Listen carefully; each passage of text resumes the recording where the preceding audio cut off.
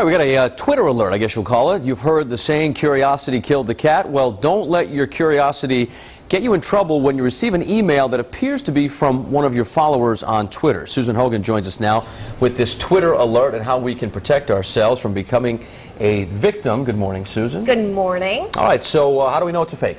Well, it's pretty obvious to those people who actually know what to look for, but for the, you and I, we have no idea. These things are really pretty tricky. And what you get is, it's an email that comes in, and this is what we have seen so far. It says, quote, "I saw a real bad blog about you. You seen this?" Well, and then that message is actually followed by a link. If you got that, what would you do? Delete. Well, okay, good for you. But people Right. aren't deleting. You get a message like that that says those particular words, a bad blog about you, what are you going to want to do? You're going to want to actually follow that link and click on it. Well, face it, when you do get a message like that, you're going to click on the link to see what is being said about you. However, in this case, I am telling you, do not click on that particular link. Okay, so I click on it. Yeah.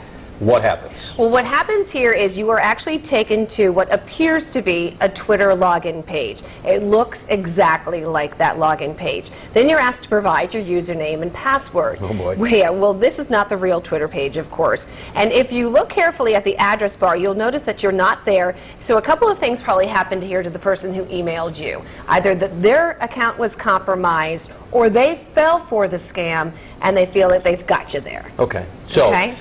What should someone do if they fall victim to this scam? Because a lot of scams out there, but this one in particular, what should Well, they do? this one in particular is really scary because, again, it's Twitter.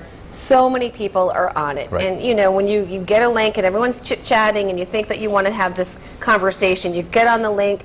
Then when you realize that you probably fell victim because you put in your password and you put in your username, immediately what you got to do is disable your Twitter account. Okay. Re-sign in under a new name and under a new password. The other big thing is if you use the same password for other accounts, whether it's Facebook or LinkedIn, you got to change them all. Really? Because, well, don't forget, one of the biggest ways of phishing, the phishing scams, are to get your password and to get your email. So if you're using that same email and password and username on one account, then they're going to assume, the scammers, that you're using it for others. So call their bluff and get rid of that immediately. You really should. I mean, these things, too, are extremely serious because, as we've been warning so many times about phishing scams, right. Once you get and you click on those links, because they make it so curious and they definitely make it look like they're coming from someone you know.